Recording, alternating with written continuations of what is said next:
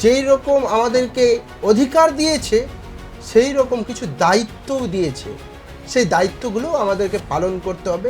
অর্থাৎ আন্দোলন হবে শান্তিপূর্ণভাবে, আন্দোলন কাউকে কষ্ট দিয়ে হবে না। যেই রকম জুডিশিয়াল অফিসার বা মাননীয় বিচারপতিগণকে ঘিরে রাখা হয়েছিল, সেটা হওয়া উচিত বলে আমি মনে করছি না। কিন্তু এটাও দেখতে হবে যে কতটা মানুষ পিঠ দেওয়ালে ঠেকে গেলে এই ধরনের আন্দোলন করতে বাধ্য হয়ে যাচ্ছে।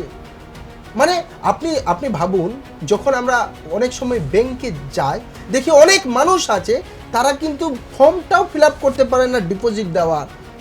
সাধারণ মানুষের এরকম যে ভোট অধিকার কেড়ে নিয়েছে, যাদের 2002 সালে নাম রয়েছে ম্যাপ, ইলেকশন কমিশন স্পষ্ট করে ভরসা দিয়েছিলেন বিভিন্ন মিডিয়াতে, এবং ইলেকশন কমিশনের মুখপাত্র অফিসাররা, বিশেষ করে আমি বাংলার নিয়োগী বাবু, উনি একটা দূরদর্শনে একটা ভালো বলেছিলেন, সব উত্তর দিয়েছিলেন প্রশ্নগুলোর, এবং এটা ক্লিয়ার করেছিলেন যে নামের বানানের কারণে, সাধারণত নামের মিসম্যাচ বা বানানের কারণে এই ধরনের কারো নাম কোনো বৈধ ভোটার তারা বাদ যাবে না।